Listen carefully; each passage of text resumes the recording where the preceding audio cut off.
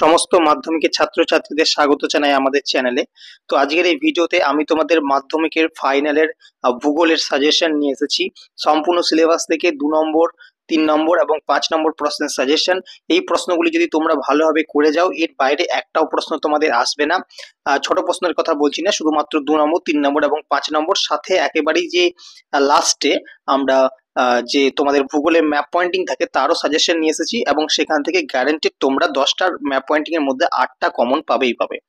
সুতরাং এইগুলো ভালোভাবে যদি প্র্যাকটিস করে যাও, তোমাদের কিন্তু কোনো ভয় থাকার কথা নয়। তো কি কি করবে একেবারে চ্যাপ্টার ওয়াইজ আমি বলে দিয়েছি, তোমরা চাইলে লিখে নিতে পারো অথবা তোমরা বইয়ে মার্কিং করতে পারো, যেটা তোমাদের সুবিধা বলে মনে হবে তোমরা সেটা করতে পারো। তো প্রথম দেখো, একেবারে তোমাদের বহির্জাত প্রক্রিয়া ও তাদের দ্বারা সৃষ্ট ভূমিরূপ, এই অধ্যায় থেকে আমরা কিছু কোশ্চেন লিখেছি। এগুলো হচ্ছে সব কিন্তু 2 নম্বরের প্রশ্ন।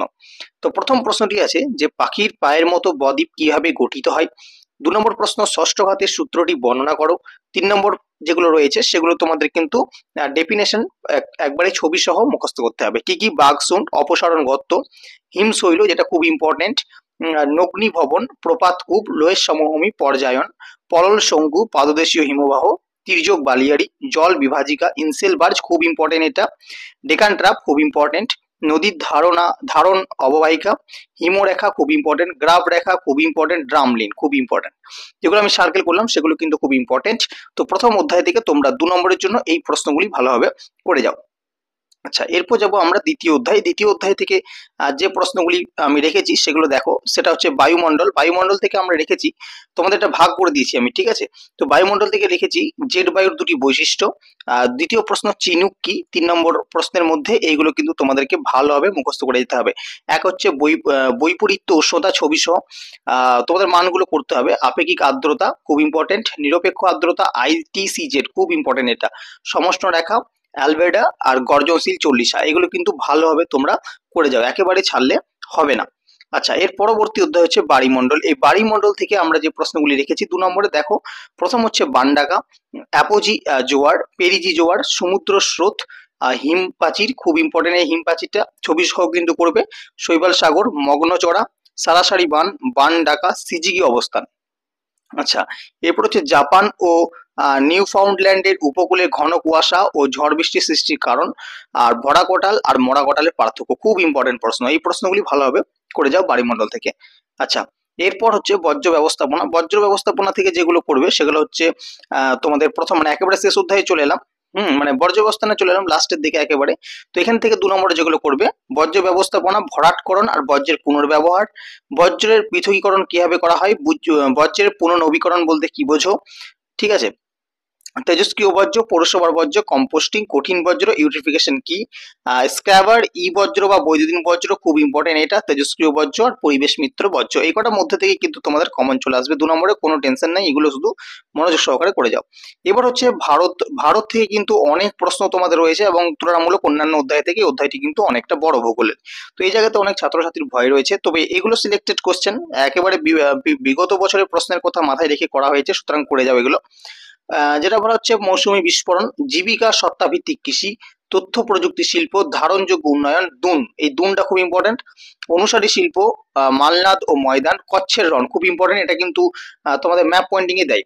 পশ্চিমী ঝঞ্ঝা কি খুব ইম্পর্টেন্ট, কৃষি বন সৃজন কি খুব ইম্পর্টেন্ট, ধাপ চাষ কি খুব ইম্পর্টেন্ট, সামাজিক বন সৃজনের দুটি উদ্দেশ্য বা সুবিধা খুব ইম্পর্টেন্ট প্রশ্ন, বৃষ্টির জল সংরক্ষণের দুটি উদ্দেশ্য কি কি খুব ইম্পর্টেন্ট প্রশ্ন, পাঞ্জাব হরিয়ানা অঞ্চলের কৃষি উন্নতির দুটি সুফল লেখো, টিকা লেখো কৃষ্ণ মৃত্তিকা, রেগুর মৃত্তিকার রং কালো হয় কেন, বহুমুখী নদী পরিকল্পনা বলতে কি বুঝো খুব ইম্পর্টেন্ট প্রশ্ন এটা, লু এবং আধি কাকে বলে খুব ইম্পর্টেন্ট প্রশ্ন, আম্রবৃষ্টি কাকে বলে, মহানগর শিকড় আলগা শিল্প, সোনালী চতুর্ভুজ আর হীরক চতুর্ভুজ খুব ইম্পর্টেন্ট, ঠিক আছে। উত্তর দক্ষিণ করিডোর বলতে কি বোঝো, পূর্ব পশ্চিম করিডোর বলতে কি বোঝো, দুটি প্রশ্ন কিন্তু ইম্পর্টেন্ট। আচ্ছা, এর পরবর্তী ভারত থেকে আরেকটা প্রশ্ন আছে, সেটা হচ্ছে পুনঃরপ্তানি বন্দর কি, এগুলো কিন্তু শুধুমাত্র 2 নম্বরের জন্য, ঠিক আছে। আচ্ছা, এবার হচ্ছে শেষ অধ্যায় উপগ্রহ চিত্র ও ভূ বৈচিত্র্য সূচক মানচিত্র। এই অধ্যায় থেকে 2 নম্বরের জন্য তোমরা এই কটা প্রশ্ন পড়ে গেলে এনাফ। সেটা হচ্ছে জিও স্টেশনারি উপগ্রহ চিত্র, ভূ বৈচিত্র্য সূচক মানচিত্র, সেন্সর, মিলিয়ন সিট, দূর সংবেদন। আচ্ছা, এরপর হচ্ছে ভূবৈচিত্র্য সূচক মানচিত্রে দুটি ব্যবহার, ভীষণ গুরুত্বপূর্ণ প্রশ্ন। সেন্সর কাকে বলে, সেন্সর কয় প্রকার, কি কি, আরএফ এর ব্যবহার খুব ইম্পর্টেন্ট, ভগ্নাংশ সূচক স্কেল ভীষণ ভীষণ গুরুত্বপূর্ণ। ভূবৈচিত্র্য সূচক মানচিত্রে ভগ্নাংশ সূচক স্কেলের ব্যবহার উল্লেখ করো, ভীষণ গুরুত্বপূর্ণ। এফসিসি কি, খুব ইম্পর্টেন্ট। আর বর্জ্য ব্যবস্থাপনায় শিক্ষার্থীদের ভূমিকা, মারাত্মক একটা ইম্পর্টেন্ট প্রশ্ন কিন্তু এটা মাধ্যমিকের জন্য, ঠিক আছে। তো এই ছিল টোটালি 2 নম্বরে যে সমস্ত প্রশ্নগুলি, সবকটাই বলে দিলাম তোমাদের সম্পূর্ণ সিলেবাস থেকে। এরপর চ্যাপ্টার ওয়াইজ আমরা 3 নম্বর যে প্রশ্নগুলি রয়েছে মানে 3 মার্কসের সেগুলো বলবো। দেখো 3 নম্বরের প্রথম অধ্যায় হচ্ছে বহিজাত প্রক্রিয়া ও তাদের দ্বারা সৃষ্ট ভূমিরূপ। এখান থেকে তোমরা 3 নম্বরের জন্য যে সমস্ত প্রশ্নগুলি করবে, প্রথম হচ্ছে মরু অঞ্চলে বায়ুর কাজের প্রাধান্য দেখা যায় কেন, দ্বিতীয়ত হচ্ছে সিপ, অনুদৈর্ঘ্য বা বারখান, তির্যক বালির মধ্যে 3টি পার্থক্য, নদীর বহন কার্যে 3টি প্রক্রিয়া সংক্ষেপে লিখতে হবে, মন্থকূপ ও প্রপাতকূপের মধ্যে পার্থক্য, সব নদীর মোহনায় বদ্বীপ গড়ে ওঠে না কেন, ভীষণ গুরুত্বপূর্ণ প্রশ্ন, গিরিখাত ও ক্যানিয়নের মধ্যে পার্থক্য, রসে মাতানো ও ড্রামলিনের মধ্যে পার্থক্য, ভীষণ গুরুত্বপূর্ণ, নদী উপত্যকা ও হিমবাহ উপত্যকার মধ্যে পার্থক্য, গুরুত্বপূর্ণ প্রশ্ন, মরু সম্প্রসারণের 3টি কারণ সংক্ষেপে ব্যাখ্যা করো। আচ্ছা, এরপর হচ্ছে দ্বিতীয় অধ্যায় বায়ুমণ্ডল। বায়ুমণ্ডল থেকে এগোটা প্রশ্ন তোমরা করে যাও তাহলে হয়ে যাবে। কি প্রশ্নগুলি একটু দেখে নিই। প্রথম হচ্ছে সমুদ্র বায়ু, স্থলবায়ু, ভরা জোয়ার, মরা জোয়ার আর স্থলবায়ু সমুদ্রের বায়ুর মধ্যে পার্থক্য। এই পার্থক্যটা কিন্তু গতবারও এসেছিল, মানে গতবার বলতে প্রিভিয়াস মাধ্যমিক কোশ্চেনে। ট্রপোস্ফিয়ারের উচ্চতা বৃদ্ধির সঙ্গে উষ্ণতা হ্রাস পায় কেন, গুরুত্বপূর্ণ প্রশ্ন। জেট বায়ু প্রবাহের সঙ্গে ভারতীয় মৌসুমী বায়ুর সম্পর্ক, ভীষণ ভীষণ গুরুত্বপূর্ণ একটা প্রশ্ন। ওজোন স্তর বিনাশের 3টি ফলাফল লেখো। আচ্ছা, এরপর হচ্ছে আমাদের বায়ুমণ্ডল। বায়ুমণ্ডল থেকে কি কি প্রশ্ন করবে, বায়ুমণ্ডল থেকে হচ্ছে প্রথম পৃথিবীব্যাপী সমুদ্র স্রোত সৃষ্টির কারণ, প্রভাব এবং নিয়ন্ত্রণ, জোয়ার ভাটার সৃষ্টির কারণ ও ফলাফল, ভীষণ গুরুত্বপূর্ণ প্রশ্ন এটা। বজ্র কম্পোস্টিং পদ্ধতির প্রধান সুবিধা, গ্যাসীয় বর্জ্য নিয়ন্ত্রণের উপায়, বর্জ্যের পরিমাণগত হ্রাস কিভাবে করা হয়, বজ্র ব্যবস্থাপনায় প্রয়োজনীয়তা উল্লেখ করো, পরিবেশের ওপর বর্জ্যের প্রভাব, ভীষণ গুরুত্বপূর্ণ প্রশ্ন। বর্জ্য ব্যবস্থাপনায় শিক্ষার্থীদের ভূমিকাটা 2 নম্বর আসতে পারে, 3 নম্বর আসতে পারে। বর্জ্য ব্যবস্থাপনায় স্ক্রাবারের ভূমিকা, আর এটা কিন্তু খুবই ইম্পর্টেন্ট একটা প্রশ্ন, বর্জ্য ব্যবস্থাপনায় 4R কিন্তু মারাত্মক একটা ইম্পর্টেন্ট প্রশ্ন, এটা কিন্তু ভালোভাবে তোমাদেরকে পড়তেই হবে। আচ্ছা, এরপর চলে যাবো আমাদের ভূগোলের সবচেয়ে বড় চ্যাপ্টার ভারত। ভারত থেকে কিন্তু অনেক প্রশ্ন করতেই হবে, যেহেতু চ্যাপ্টার বড় তাই কোশ্চেনও কিন্তু বেশি। তো প্রথম প্রশ্ন হচ্ছে ভারতের নগরায়নের 3টি সমস্যা, খুব ইম্পর্টেন্ট প্রশ্ন। ভারতের অরণ্য সংরক্ষণের 3টি প্রধান উপায়, ভারতের ক্রান্তীয় চিরহরিত উদ্ভিদ এবং ক্রান্তীয় পর্ণমোচী উদ্ভিদ, উপনদী শাখা নদী কাকে বলে, ঠিক আছে, বা পার্থক্য এরকম দিতে পারে, উদাহরণ এরকম ধরনের কোশ্চেন দিতে পারে। নদী উপত্যকা আর হিমবাহ উপত্যকার মধ্যে পার্থক্য, পূর্বঘাট আর পশ্চিমঘাট পর্বতমালার পার্থক্য, ভীষণ গুরুত্বপূর্ণ এটা। কৃষি ও সামাজিক বন সৃজনের পার্থক্য, এটাও কিন্তু ভীষণ গুরুত্বপূর্ণ প্রশ্ন। সুন্দরবন অঞ্চলের জলবায়ুর পরিবর্তনের প্রভাব, ভারতের পশ্চিম বাহিনী নদী মোহনায় বদ্বীপ গড়ে ওঠেনি কেন, ভীষণ গুরুত্বপূর্ণ এই প্রশ্নটা। পাঞ্জাব ও হরিয়ানা রাজ্যের কৃষি বিপ্লবের কারণ ও ফলাফল, টিকা, ল্যাটেরাইট মৃত্তিকা আর কৃষ্ণ মৃত্তিকা। ভারতের মৃত্তিকা সংরক্ষণের 3টি পদ্ধতি আলোচনা করো। ভারতের কৃষিতে কেন জলসেচের প্রয়োজনীয়তা, ভারতের কৃষিতে সবুজ বিপ্লবের 3টি ফলাফল, ইম্পর্টেন্ট প্রশ্ন। এই সবুজ বিপ্লবের উপর শর্ট প্রশ্ন কিন্তু তোমাদের দিয়ে থাকে, ঠিক আছে, এটা সবুজ বিপ্লবের টপিকটা একটু ভালো করে পড়বে। আচ্ছা, মৌসুমী বায়ুর উপর জেট বায়ুর প্রভাব, ভীষণ গুরুত্বপূর্ণ প্রশ্ন। আর ভারতের দ্রুত জনসংখ্যা বৃদ্ধির কারণগুলি লেখো, এটাও কিন্তু খুব ইম্পর্টেন্ট প্রশ্ন। আচ্ছা, একেবারে শেষ অধ্যায়ে চলে এলাম, উপগ্রহ চিত্র ও ভূবৈচিত্র্য সূচক মানচিত্র। এখান থেকে যেগুলো 3 মার্কসের জন্য করবে সেগুলো হচ্ছে উপগ্রহ চিত্রের প্রধান 3টি ব্যবহার বা বৈশিষ্ট্য, দূর সংবেদন ব্যবস্থার সুবিধা অসুবিধাগুলি লেখো, এটা যেটা 2019 সালে এসেছিল। জেস্টেন্সারি ও সানসিনক্রোনস উপগ্রহ চিত্র ও ভূবৈচিত্র্য সূচক মানচিত্রের পার্থক্য, ভূবৈচিত্র্য সূচক মানচিত্রের সুবিধা অসুবিধা আর ভূবৈচিত্র্য সূচক মানচিত্রের শ্রেণীবিভাগ। এই কটা প্রশ্নের মধ্যে গ্যারান্টেড কমন তোমরা পেয়ে যাবে। আচ্ছা, এবার অন্যান্য প্রশ্নে আমি যে কথাটা বলিনি, আমি কিন্তু 5 মার্কসের জন্য সে কথাটা বলবো। কি কথা, যে অন্যান্য প্রশ্নে আমি কিন্তু বলিনি যে তোমরা 100% কমন পাবে, আমি বলেছি তোমরা কিন্তু কমন 99% চান্স, যে কোশ্চেনগুলো দিলাম সেগুলো 99% কমনের চান্স রয়েছে, কিন্তু 5 মার্কসের যে প্রশ্নগুলি আমি বলবো সেগুলো কিন্তু একেবারে আমি বলে দিচ্ছি যে 100% কমন আসবে, মানে 20 নম্বর তোমাদের 5 মার্কসে 4টে কোশ্চেন দেওয়া হয়, 20 নম্বর, তো 20তে 20 কমন আসবে যেগুলো আমি দেবো, ঠিক আছে। এই 20তে 20 গ্যারান্টি কমন আসবে, এটা আমি 100% বলে দিলাম। কমেন্ট বক্স অন রাখবো, পরীক্ষা দিয়ে এসে তুমি কমেন্ট করে যাবে। তো কি কি প্রশ্ন দেখা যাক। প্রথম অধ্যায় থেকে আমরা এই কটা পড়বো, শুষ্ক অঞ্চলের বায়ু ও জলধারার মিলিত কার্যের ফলে সৃষ্টি ভূমিরূপ। হিমবাহ জলধারার মিলিত সঞ্চয় কার্য, নদীর ক্ষয়কার্য বা হিমবাহের ক্ষয়কার্য, নদীর সঞ্চয় কার্যের আর হিমবাহের সঞ্চয় কার্য, এই কটার ফলে যে ভূমিরূপ সৃষ্ট সেই টপিকটা পড়বো 5 নম্বরের জন্য, সেই প্রশ্নগুলি।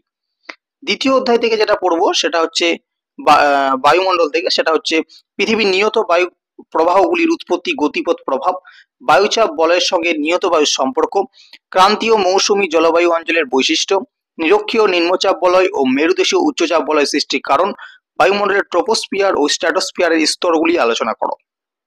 এরপর যাব ভারত। ভারতে কিন্তু বেশ কিছু কোশ্চেন তোমাদের রয়েছে যেগুলো করতেই হবে, কমনও পেয়ে যাবে। কি কি? প্রথম, ভারতের পশ্চিম হিমালয়ের ভূপ্রকৃতির বর্ণনা, খুব ইম্পর্টেন্ট। ভারতের নগর গড়ে ওঠার কারণ, ভারতের নগরায়নের সমস্যা ভীষণ গুরুত্বপূর্ণ। ভারতের প্রতিটা প্রশ্ন মানে তোমরা কমন একদম গ্যারান্টেড পাবে, মানে পাবে।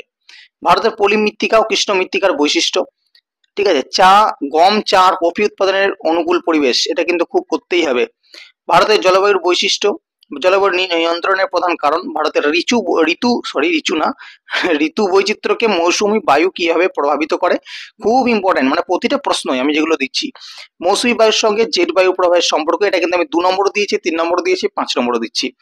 ভারতের পশ্চিম হিমালয়ের ভূপ্রকৃতির বর্ণনা, উত্তর ভারত আর দক্ষিণ ভারতের নদ নদীর পার্থক্য, এটা কিন্তু 5 নম্বরে দিয়েই থাকে প্রশ্ন, ঠিক আছে। সুতরাং ভালোভাবে এটা প্রিপারেশন নেবে। এর পরবর্তী হচ্ছে উত্তর ভারত ও দক্ষিণ ভারতের নদ নদীর পার্থক্য, এটা আমি বললাম। এরপর হচ্ছে পূর্ব মধ্য ভারতের লৌহ ইস্পাত শিল্প, পশ্চিম ভারতের পেট্রোরসায়ন শিল্পের উন্নতি কারণ, ভীষণ গুরুত্বপূর্ণ প্রশ্ন। ভারতের জনসংখ্যার অসম বন্টনের 5টি প্রধান কারণ, ভারতের পশ্চিম উপকূলের নদীগুলোতে বদ্বীপ গড়ে ওঠেনি কেন বা গড়ে না ওঠার কারণগুলি কি কি, ভীষণ গুরুত্বপূর্ণ। তো 5 নম্বরের এই প্রশ্নগুলি যদি তোমরা করে যাও, এর বাইরে কোনো প্রশ্ন তোমাদের হবে না, ঠিক আছে। সুতরাং একেবারেই নির্ভয়ে তোমরা মুখস্থ করে যাও। আচ্ছা, এরপর চলে আসবো আমরা ম্যাপ পয়েন্টিং। এই ম্যাপ পয়েন্টিং এ থাকতে তোমরা 10 নম্বর, আমি এবং বলে দিলাম যে 8 নম্বর তোমরা মিনিমাম পাবে, মানে 8 নম্বর কমন আমি যেগুলো দিচ্ছি সেখান থেকে মিনিমাম পাবে, 10-এ 10ও পেতে পারো। যদি সেরকম কপাল থাকে, ভাগ্য থাকে, 10-এ 10ও পেতে পারো, তবে মিনিমাম 8টা কমন তোমরা এখান থেকে পেয়ে যাবে। তো প্রথম যেটা আমরা করবো সেটা হচ্ছে পর্বত থেকে। কি কি পর্বত করবে? শিবালিক পর্বত, নীলগিরি পর্বত, বিন্ধ্য পর্বত, আরাবল্লী পর্বত। নদী, কোন কোন নদী করবে? কৃষ্ণা নদী, তাপ্তি নদী, মহানদী নদী আর কাবেরী নদী। হ্রদকে কি করবে? লোকটাক হ্রদ, উলার হ্রদ। তোমাকে কিন্তু এটাও দিয়ে দিতে পারে মিষ্টি জলের হ্রদ। এবার তুমি যদি মিষ্টি জলের হ্রদটা না জানো তুমি করবে কি করে, ওই জন্য আমি লিখে দিয়েছি উলার হ্রদ।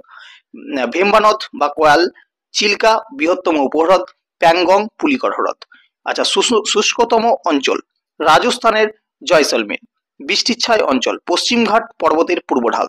শীতকালীন মৌসুমী বৃষ্টিপাত করমণ্ডল উপকূল, তোমাকে করমণ্ডল উপকূলও দিয়ে দিতে পারে, আবার বলতে পারে শীতকালীন মৌসুমী বৃষ্টিপাত অঞ্চল, তখন তোমাকে কিন্তু করমণ্ডল উপকূলটি চিহ্নিত করতে হবে।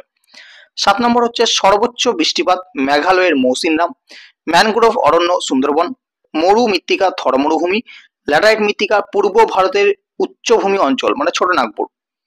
আর একটা হচ্ছে তোমাদের আরো একটা না, অনেকগুলো আছে, লোহিত মৃত্তিকা, সেটা হচ্ছে দাক্ষিণাত্য মালভূমি, লবণাত্য মৃত্তিকা পূর্ব ভারতের উপকূলীয় অঞ্চল, কৃষ্ণ মৃত্তিকা মধ্য ভারতের দোকান মালভূমি, কৃষি গম, ঠিক আছে, মিলেট, ইক্ষু, কফি, চা। আর শিল্প হচ্ছে তথ্য প্রযুক্তি বেঙ্গালুরু, পেট্রোরসায়নের ক্ষেত্রে গুজরাট আর পশ্চিমবঙ্গ, ভারী ইঞ্জিনিয়ারিং এর ক্ষেত্রে চিত্ররঞ্জন বিশাখাপত্তনম খুব ইম্পর্টেন্ট, আর টেক্সটাইলের জন্য কোয়েম্বাটুর আর আহমেদাবাদ। আর বন্দর কি কি করবে না, মুম্বাই হাইটেক বন্দর, চেন্নাই, কলকাতা, বিশাখাপত্তনম, পারাদ্বীপ। বিমানবন্দর কি কি করবে, দিল্লি, চেন্নাই, মুম্বাই। তুমি কি কি করবে, মেঘালয়, ছোটনাগপুর, দাক্ষিণাত্য আর লাদাখ। এই লাদাখ কিন্তু খুব ইম্পর্টেন্ট, ছোটনাগপুর ইম্পর্টেন্ট আর দাক্ষিণাত্য, মানে 4টেই ইম্পর্টেন্ট বলতে গেলে, ঠিক আছে। তো যেগুলো দিয়ে দিলাম সেখান থেকে তুমি নির্ভয়ে পড়ে যেতে পারো, কোনো অসুবিধা হবে না, এখান থেকে একদম জেনুইন কমন পেয়ে যাবে, ঠিক আছে, একেবারে কমন পেয়ে যাবে, একটু ভরসা রাখো। আর আমি বলে দিই যে গত ভিডিওগুলিতে আমরা কিন্তু ইতিহাসের সম্পূর্ণ সাজেশন এবং গণিতের সম্পূর্ণ সাজেশন দিয়ে দিচ্ছি, আর আজকের এই ভিডিওটা আমি ভূগোলের সম্পূর্ণ সাজেশন দিয়ে দিলাম। এরপর বাকি যে সাবজেক্টগুলো রইলো সেগুলোর সাজেশন আমি দিয়ে দেবো। হ্যাঁ, আর একটা কথা, ইংলিশেরও কিন্তু আমি সাজেশন দিয়ে দিয়েছি, তো তার ভিডিওর লিঙ্কগুলো আমি ডেসক্রিপশন দিয়ে দেবো, যারা দেখোনি বা দেখতে চাও অবশ্যই সেখান থেকে দেখে নিবে, ঠিক আছে। তো আজকের ভিডিও এখানে রাখছি, আশা করছি ভিডিওটা তোমাদের অনেক অনেক হেল্পফুল হবে। যদি হেল্পফুল হয়ে থাকে তবে অবশ্যই চ্যানেলটিকে সাবস্ক্রাইব করে রাখবে, আর ভিডিওটি ভালো লাগলে অবশ্যই লাইক করবে, এবং যদি চাও তাহলে বন্ধুদের মধ্যে শেয়ারও করতে পারো। দেখা হচ্ছে পরবর্তী সাজেশন ভিডিও নিয়ে, আজকে এই পর্যন্তই, ধন্যবাদ সকলকে।